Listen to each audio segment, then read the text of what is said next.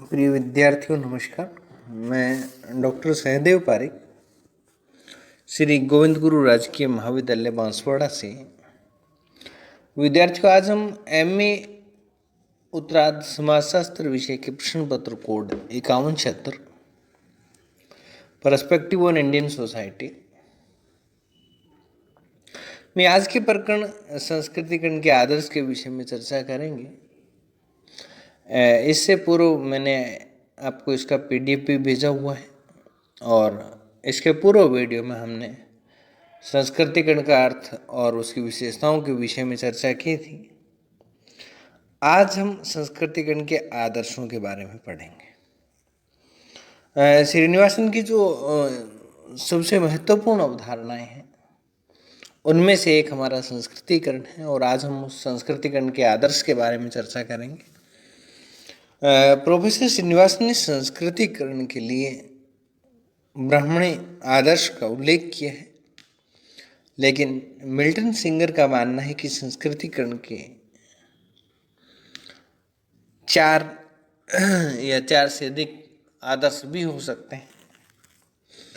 और श्रीनिवासन के अनुसार ब्राह्मण जो है वो संस्कारों को पूरा करने के संबंध में सबसे अधिक सावधान और सावचेत होते हैं, इसलिए दूसरों की अपेक्षा इन्हें संस्कृतिकरण का उत्तम आदर्श माना जा सकता है। प्रभु जाति की अवधारणा के आधार पर वैश्य, क्षेत्रीय और स्थानीय प्रभु जाति के आदर्श भी देखने को मिलते हैं और इस प्रकार से मोटे रूप में संस्कृतिकरण के जो हम प्रमुख रूप से 4 आदर्श बताए जा सकते हैं या मान सकते हैं।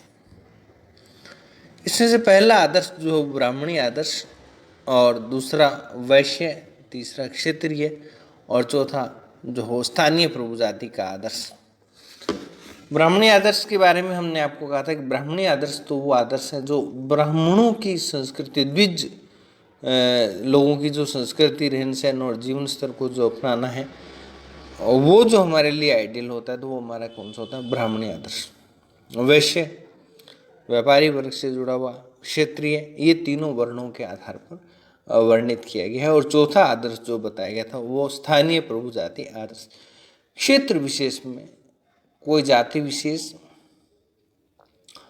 जनसंख्या, राजनीतिक प्रभुसत्ता और संख्या बल के आधार पर प्रभुत्वशाली होती है और जिसे उस क्षेत्र विशेष में उच्च माना जाता है और उसी के दिशा में अपने या उसी को आदर्श मान करके और उसी की दिशा में अपना जीवन स्तर परिवर्तन करना या जीवन स्तर में बदलाव करना या उन्हीं का अनुसरण करना, वो हमारा क्या कहलाता है? स्थानीय प्रभु जाति का आदर्श। ये सभी स्थानों पर अलग अलग जातियां जो है वो प्रभुत्व के आधार पर, इसलिए हम इसको स्थानीय प्रभु जाति की अवधारणा के नाम से या स्थानीय प्रभु जाति आदर्श के रूप में एक आदर्श हम इसको रख सकते हैं। जहाँ तक संस्कृतिकरण के स्रोतों की हम बात करें, ये तो आदर्श हो गए और उसके बाद क्या करें? हम इसके स्रोतों की बात करें तो एम.एन. श्रीनिवासन ने संस्कृतिकरण के निम्न जो प्रमुख स्रोत बताए हैं उसमें से पहला जो हो प्रभु जाति आदर्श, जिसको हम लौकिक स्रोत मानते हैं। प्रभुत्व संपन्न भूस्वामी जातियाँ अपने स्थान विशेष में संस्कृतिकरण का आदर्श रही हैं और इस आदर्श के जो प्रमुख स्रोत हैं वो इस प्रकार से हैं। नंबर 1 तो उच्च जाति, दूसरा भूस्वामित्व यानी कि ज़्यादा भूमि पर उनका अधिकार होना और पश्चिमी शिक्षा यानी कि वेस्टर्न एजुकेशन जो हो या मुख्य रूप से यहाँ पर क्या है? अंग्रेजी भाषा की या अंग्रेजी शिक्षा को महत्वपूर्ण माना गया है। प्रशासन में नौकरियों और नौकरियों में भी क्या देखा गया कि प्रशासनिक पदों को और अधिक महत्ता दी गई, प्रशासनिक पदों को और अधिक तवज्जो दी गई और आय के शहरी साधन ऐसे रोजगार के साधन शहर में स्थित हैं और फैक्ट्री है, इंडस्ट्री है या अन्य प्रकार के कोई प्लॉट भूमि भी इसमें आ सकते हैं। ये वे सब तत्व हैं गांव में किसी भी जाति विशेष की प्रतिष्ठा और सत्ता को बढ़ाने में सहयोगी रहे हैं। भूस्वामी जातियों को प्राप्त अधिकारों और प्रतिष्ठा का अभाव तन अभाव और उन जातियों पर भी देखा गया है जो कर्मकांडीय दृष्टि से उनसे उच्च है या उच्चतर होती है। कर्मकांडीय चेतन श्रेष्ठता उसको भी हम यहाँ एक सांस्कृतिक के स्रोत के रूप में देख सकते हैं कि लौकिक कसौटियों के अतिरिक्त तो सांस्कृतिक का एक प्रमुख स्रोत जो है वो कर्मकांडीय चेतना का भी रहा है और कर्मकांड की दृष्टि से ब्राह्मण ही सर्वोच्च है। केवल लौकिक कसौटी पर ही किसी ब्राह्मण का स्थान भले ही नीचा हो, लेकिन फिर भी यदि वह ब्राह्मण है तो उस कारण कर्मकांड और पवित्रता संबंधी संदर्भों में सम्मान का अधिकारी है और इस दृष्टि से ब्राह्मणी आचरण संस्कृतिकरण के प्रमुख स्रोत रहे। ब्राह्मण को जो वो हर युग में पूजनीय माना गया है और ब्राह्मण चाहे कैसा भी हो, लेकिन लौकिक दृष्टि से तो मैं नहीं कह सकता, लेकिन आध्यात्मिक दृष्टि से उसको समाज जो हो हमेशा उच्च दृष्टि से देखता है, उच्च माना जाता है। उच्च जातियों में या उच्च जातियों के रंग ढंग का अनुकरण या अनुसरण कह सकते हैं आप इसको। भारतीय जाति प्रथा में एक अंतर्निहित प्रवृत्ति है और वो ये है उच्च जातियों का रंग ढंग अनुसरण करना या अनुकरण करना। हमेशा क्या होता है कि समाज में जो व्यक्ति उच्च पद पर हैं, उच्च स्थान पर हैं या किसी भी सोपानिक व्यवस्था में वो जो उच्च क्रम पर हैं, तो हमेशा उन्हीं का अनुसरण जो हो किया जाता है। आज कपड़े पहनने को लेकर के और लिविंग स्टाइल को लेकर के हमेशा जो है वो उन्हीं लोगों को अनुसरित किया जाता है जो कि किसी न किसी उच्च मुकाम पर हैं और उसके आचरण के लिए आदर्श अपने से ऊपर की हैं जातियां ही होती हैं और जिनसे हमारी सबसे अधिक समीपता भी होनी चाहिए या होती है या समीपता हो कह सकते हैं अपने। तीर्थ यात्रा और हरि कथा तथा धार्मिक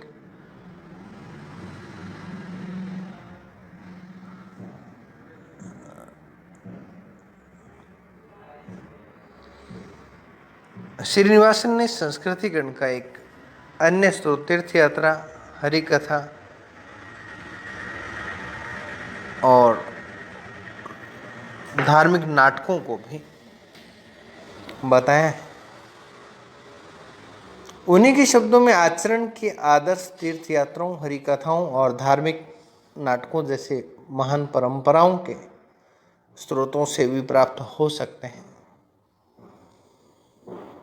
उदाहरण के लिए जो पाटीदारों का संस्कृतिकरण है बहुत कुछ इन्हीं स्रोतों के प्रभाव के कारण है। और उसके बाद हमारा जो संस्कृतिकरण के स्रोतों की बात करें तो तीर्थ स्थान और मठ। श्रीनिवास ने लिखा कि तीर्थ स्थान और मठ भी संस्कृतिकरण के स्रोत थे। तीर्थ स्थान अथवा मठ का प्रभाव उसके भीतरी क्षेत्र में रहने वाले हर व्यक्ति की जीवन पद्धति पर पड़ता है और ये उन्हीं समाजों में हम उसको प्रभावी देख सकते हैं जिन समाजों में जो है वो धार्मिकता का अधिक महत्व होता है। जब किसी प्रभु जाति का कोई अंश किसी तीर्थ स्थान अथवा किसी मठ विशेष से प्रभावित होता है तो संस्कृतिकरण का प्रसार उस क्षेत्र में रहने वाली अप्रभु जातियों में उदग्र रूप से और अन्य क्षेत्रों में क्षैतिज रूप से होता है या होता था। यह प्रसार पिछले वर्षों में औद्योगिकीय, संस्थागत और सैद्धांतिक आदि कारणों से जो है वो काफ़ी आसान हो गया है। क्षैतिज लगभग समान में मान लीजिए, और उदग्र की जहाँ बात करें तो उच्चता और निम्नता का भी इसमें हो सकता है। पहले से उच्च हो सकता है और पहले से निम्न भी हो सकता है। और निष्कर्ष रूप में हम यही कहेंगे कि सामाजिक परिवर्तन के रूप में संस्कृतिकरण की जो हो एक महत्वपूर्ण भूमिका रही है, और यह प्रक्रिया भारत में सर्वव्यापी और सर्वकालीन रही है। प्रत्येक समय और प्रत्येक स्थान पर जो है वो विद्यमान नहीं है, इसलिए हम इसको सर्वकालिक भी कह सकते हैं। निम्न जातियों की उच्च जाति की और सामाजिक गतिशीलता की प्रक्रिया को अभिव्यक्त करती है। यह एक प्रकार से सामूहिक गतिशीलता की एक प्रक्रिया है, या उस प्रक्रिया का परिचय हम इसको कह सकते हैं, जो कि आर्थिक उन्नयन और राजनीतिक सत्ता, शिक्षा, स्थानांतरण आदि अनेक कारणों में प्रस्फुटित होती है और 2 या 3 पीढ़ियों तक उस जाति के दावे रखने जाने तक चलती रहती है। तो आगामी वीडियो तक के लिए धन्यवाद।